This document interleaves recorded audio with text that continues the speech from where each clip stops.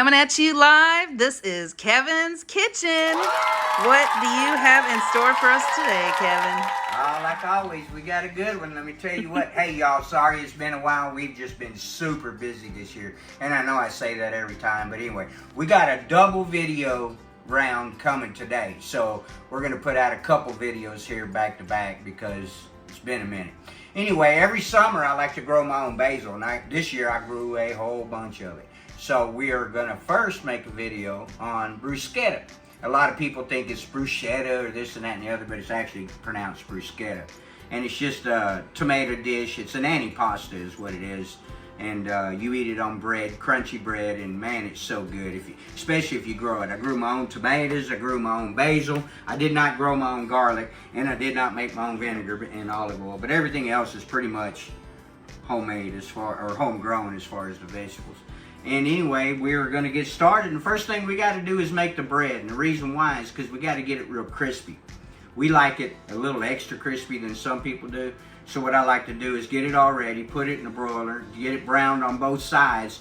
And right before it's finished on that second side, I like to just turn the oven off and let it sit there until it's just as crunchy as it can get. And that's just the way we like it. Some other people may not like it that crunchy, so of course you could back it off and have a little bit chewier of a bread. But we don't like that. We like it good and crunchy. It kind of falls apart, but man, this stuff is so good. And the reason being is because it's kind of juicy, and the bread will soak up the juices, so it's not all soggy. We don't want it soggy. We want it more on the crunchy side. So I start out extra crispy, and then it's real good by the time you eat it. And then as we're eating it, we just make it as we go, whereas in a restaurant, they're going to plate it up and serve it all at once. And so it does get kind of soggy if you take a minute to eat it. Whereas we like to just make it while we're eating it. You can do it however you like. So anyway, we're going to get started. I like to go over my ingredients first. So the very first ingredients is you're going to need however many tomatoes you're going to need to make the batch that you want. I always make a batch to do about 8 pieces of toast. So that's 4 for me and Karen, and that's just the way I make it all the time. Now, if I'm having a party or other people over, of course I use more. So I don't really know to tell you how many tomatoes to use because I just kind of do it. So these are the ones grown in my garden. These are the little cherry tomatoes I got. These ones over here are the Romas I have. So I'm going to start with half the cherries, half the Romas, and then we'll show you what it ends up. Then you're going to need some fresh basil. Like I said, I grows my own, or as they say over there in, I watched a video one time over there in Italy, and the guys like basil. So they were calling it basil. So I'll call it basil, but it's basil, everyone. And this is just regular basil. It's not Thai basil or nothing like that. And then you're going to need at least 1 good-sized garlic clove about that size. These are for the next recipe we're going to do here in a little bit. And then you're going to need, of course, salt and pepper.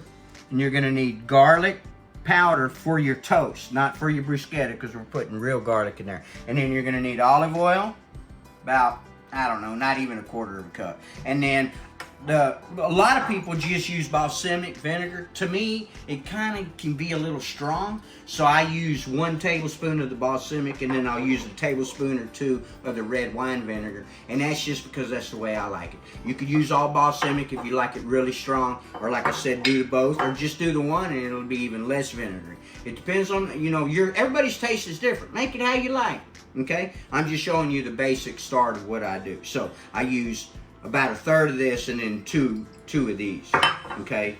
And that's really all you're going to need for this recipe. But what we're going to do first is we're going to do our bread, like I said. So let's get started. Oh, then you're going to need some Italian bread or whatever kind of bread you want. You want it sliced about like that, and because we're going to make little toast bits out of it. So you can really use anything you want. You can use bagels. You can use chips, crackers, absolutely anything you want. But we like to use our garlic toast. And then what I always do is I make my son, he doesn't really care for the bruschetta, so I'll make him a couple pieces of garlic toast just so he'll have them as well. So anyway, I start out with that. These are already cut, so I don't have to show you how to cut toast. But anyway, we're going to do like that. And then what I do is just pour me some olive oil in my deal. You could already have one of these already made. I like to put it right here, and I just get started. I use one of these little guys. You can use a paintbrush. I usually use a paintbrush, but I couldn't find it this morning, so we got this guy. We just put it in here, right? You're gonna liberally coat it on both sides. Okay. I'm not going to sit here and do every one. I'm going to start off with just these two, and then we'll go from there. Anyway, you're going to do all of them. And then I put a little bit of salt, and then garlic powder, right? And I do this to both sides. I don't put a lot of the seasoning on there, just a little bit, but I like it on both sides. This one, you can use just a touch more olive oil. A little bit of garlic, and salt. Okay, now we're going to put this on broil, like I said, until it's brown, like you want it on this side. We're going to flip them, and then we're going to brown them to about 3/4 of the way. We're going to turn off the broiler and let them just sit there and get as crunchy as you like. We like ours real crunchy, and that's it, and that's that. So, what I'm going to do is finish these up. I'm going to put them in the oven, get that going, and then I'll get set up for the actual bruschetta, and then we'll go from there. So, see you in a second.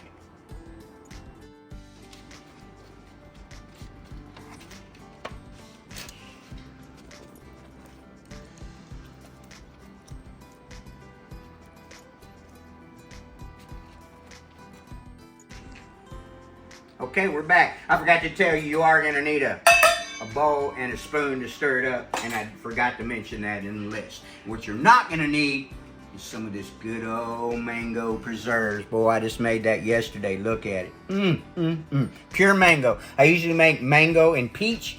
Well, I had a friend go get some mangoes, a whole box of peaches this year, and I told him, man, I'll make the preserves, and I'll give you half of it. That boy ran down there and got them peaches so fast. Anyway, he got him some peach, so I said I'm gonna make mango because I usually love peach mango.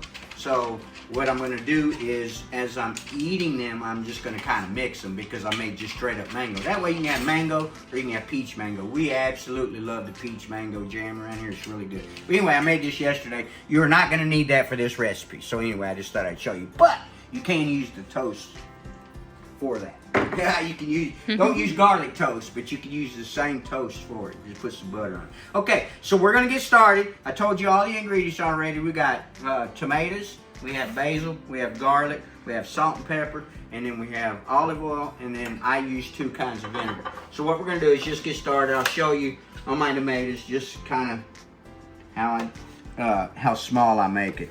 You want it kind of small, but not too, you don't want it tiny. So what I do is just cut them in half usually, and then cut those in quarters. So that's these guys. I know it's a lot of work, but man, this recipe is so good. So anyway, I don't need to sit here and show you how to cut tomatoes. So like I told you, I'm going to use part of these, and I'm going to use part of the Romas. So I'm going to take my Romas and I'm going to cut them up normal, just like you would. And if I have guests coming over, what I'll do is I'll squeeze these tomatoes and get all that stuff out of there, right? So that it's not in there. But when it's just me and Karen, we don't care, so we just eat it all. But if you don't want that in there and you don't want it as wet, then just go over to the sink and kind of mush that out and just throw it away. But anyway, so you're going to cut your tomatoes up about like that. And then as soon as I get done cutting these tomatoes, we'll be right back. Okay, we're back. I would say that's probably 2 cups. You take your best judgment. Probably 2 cups or almost 2 cups. Got my tomatoes all diced up, ready to go. Now, you're gonna need garlic. I don't know if you ever seen one of these. This is my handy dandy garlic peeler I got from my mama. And so you just drop that sucker in there and you go like this. Watch. Look. It peels all that off. I'm pretty much done. All I gotta do is just chop that up, put it in there. Okay, so we're gonna do that here in a minute. That's all going in there. If it's not enough, I'll do another one and I'll let you know. So we got about 2 cups of tomatoes, a good 1 or 2 garlic cloves. Normally I use the good coarse black pepper, but I'm totally out. I made beef jerky. I've been doing a lot of cooking here lately. I made beef jerky and I made deer jerky, and then I made peach mango jam, and then I made pesto, like 2 huge batches of pesto, and I'm fixing to make 4 more batches of pesto. And so anyway, that's going to be our next video, so we hope you stay tuned for the video number 2. It's going to be its own separate video, but anyway, that's what's going to be in there. So anyway, you want salt and pepper, depending on how much you like. We're going to go with that much. We're going to need 1, 2 on the salt. You're going to need about, I'd say, 1/8 of a cup of olive oil. Be good starters. You're going to need, like I said, on the balsamic vinegar, I use about 1 tablespoon. just like that, because it's so strong. That stuff is super strong. And then on the other, I use double that amount. So 1, 2, right? And that should be all the vinegar you need. Now, the only other thing this calls for is basil. Like I said, I'm gonna cut this up.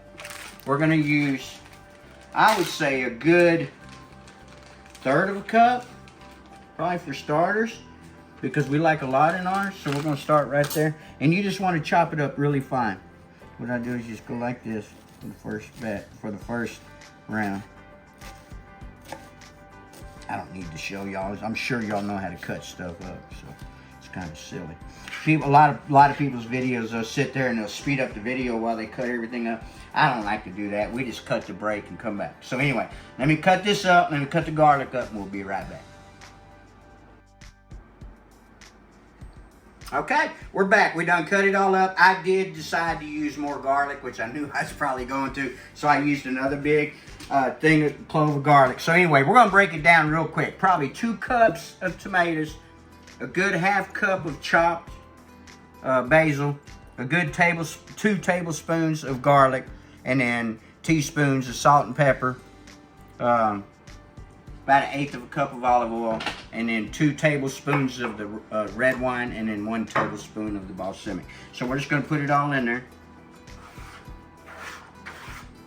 Now, I didn't say this earlier. You want to mix this up 30 minutes to an hour ahead of time. And the reason is because you really want it fresh, but you also need the flavors to mingle. So you want to give it an hour if you got time. If not, 30 minutes will work. And then what I do, once I mix all this up, I go by my smell, because we eat this stuff all the time. And I just kind of go by smell. And if it's not strong enough smelling with, if I can't smell the garlic, if I can't smell the basil, and I can't smell the vinegar all separately, then I know for a fact it doesn't have enough of everything. And then I'll wait and then taste it. And the only thing I would have to add is a little bit of salt. But I don't like to add salt until it's been sitting. So we'll take us a little bite right now.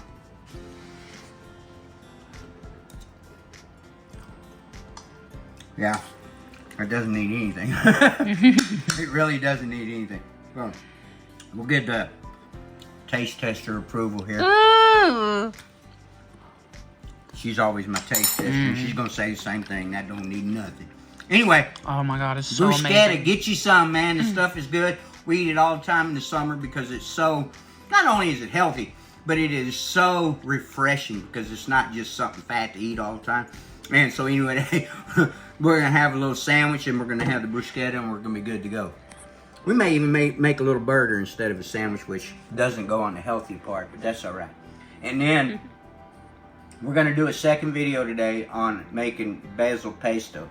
And let me tell you what, this stuff is so good. Sometimes I put too much garlic in it, but oh, it's still too good. Everybody says, you can't put too much garlic in it. Well, sometimes you can. So we're going to have 2 videos coming up, and then we're going to do a 3rd video coming up here shortly. I want to do my artisan bread.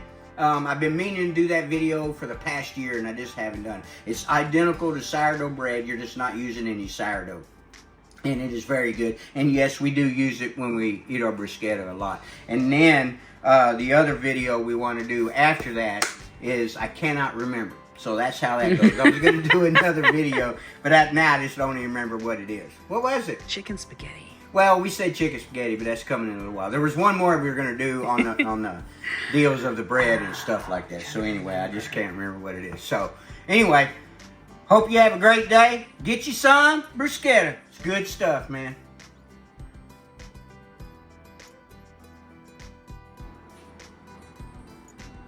Okay, I wanted to show you on my bread. So you can see it's nice and crunchy. This is the way we like it. Some come out a little dark, but it doesn't matter. We're going to go ahead and pick us one. We'll pick us this one. Looks real pretty. We're going to cheat a little bit right here, y'all. We're going to go like that. We're going to go bam. So good. Bruschetta.